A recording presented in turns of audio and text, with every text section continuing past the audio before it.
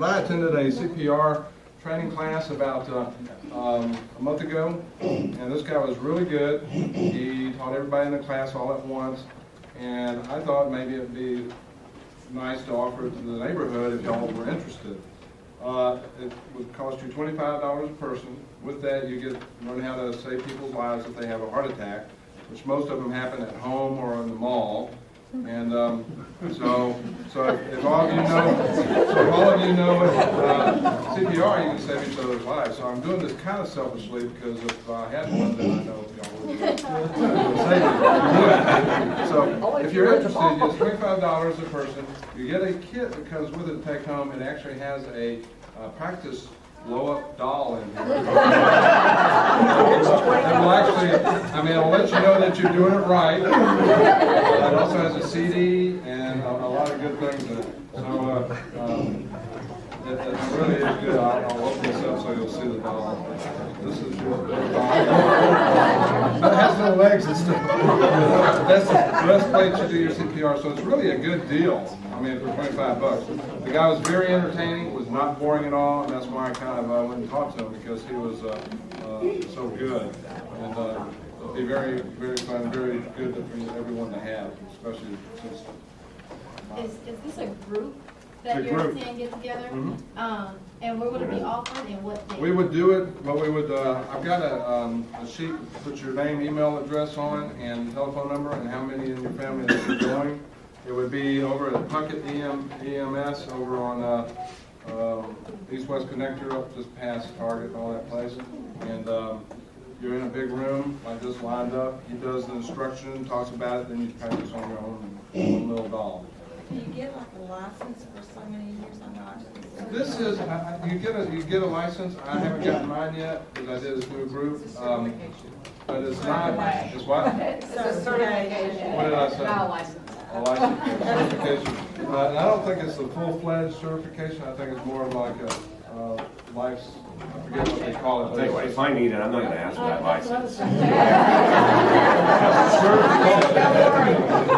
Show me your license. Adult CPR only, or does he also Actually, offer infant and toddler It CPR? talks about infant in here too, child, and it's got a little pull tab on here because the compressions are different for adults now, and you pull it out for adult or pull it out for a child. It's really a nice little doll in there. Sorry about that. It'll take about 2 hours, 3 at the most. We started like at 10:30 and we were out by 2, for sure, 1 o'clock. Any other questions? So, very good. So I'll pass this around if you're interested in sign up, and what I'll do is I'll get back with you. I'll get with him and find out a day far enough in advance so everybody will know. I'll let him know who can come, then we'll send out another email, find out who's actually going to be there, and then we'll do it. He can do it from 10 to 25, a larger group. So What can you give your doll? I haven't actually. I've named my bike. I named it Mandy. When I grow up, it's old Mandy. Any other questions? John, can you put the dates on the website? So I'll just send everybody an email who's interested. And I'll probably send out a blast email to the neighbors that aren't here too. So, okay. Do moms still have a report out? Sure. All right.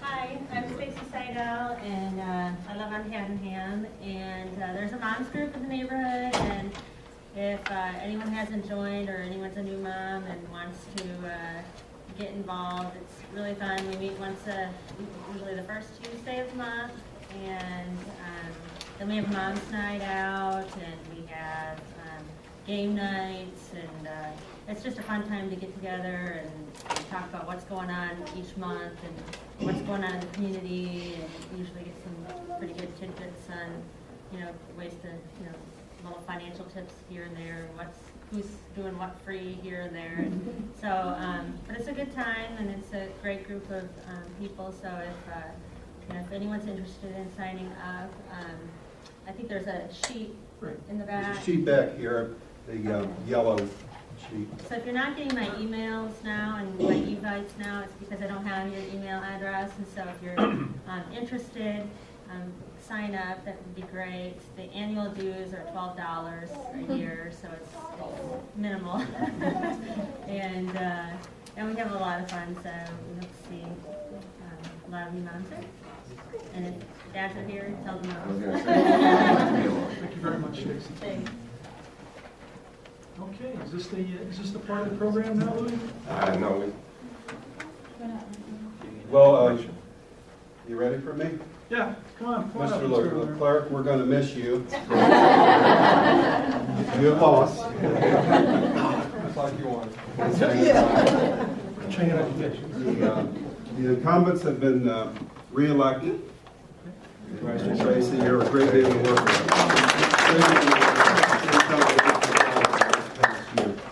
And the two new people that were nominated, Bill Caldwell and Bill Russell, have been elected also. Congratulations. And I'll mention the names. Heather Creighton will continue. You're doing a great job. Thank you, Morgan. Welcome, Ms. Kennedy. I know you're going to do a great job. And of course, the two Bills and Mr. Russell's not here. Thank you all. want to do this before the wrap? Yeah, so folks, any questions that you guys In have? order to keep the Q&A session as short as possible, we'll do the raffle after.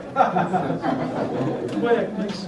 You go first. I would say the work that was done in the front of the neighborhood on the fences Right. is great and really makes a difference in how the neighborhoods look. Is there gonna be any, way to, or incentive for our neighbors to follow suit and repair their fences? Because some of them are fine, but some of them are just falling down. Right, When you walk through right. that neighborhood, it's embarrassing. Yeah, that's another thing we've tackled this past year with letters, and I believe we saw action where we didn't have to intervene in the case where the fence was, the homeowner had corrected it. So we will spot that when we drive around, and if the boards have fallen down or the fence is in disrepair, we will send a violation letter.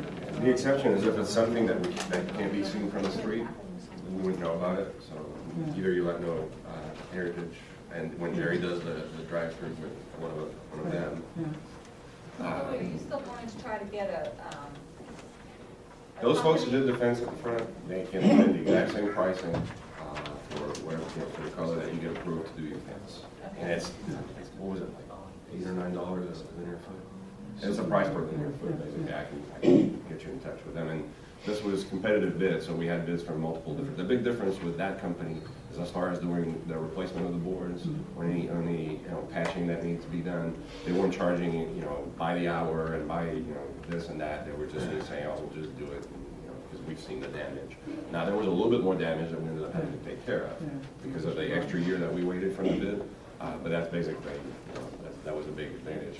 They were the same price as the others, but included the repairs. You need to get that information to people. Yep, we can do that. Yeah. To go back to the situation with sending letters out Right, and nothing happened, right, okay, about a fine.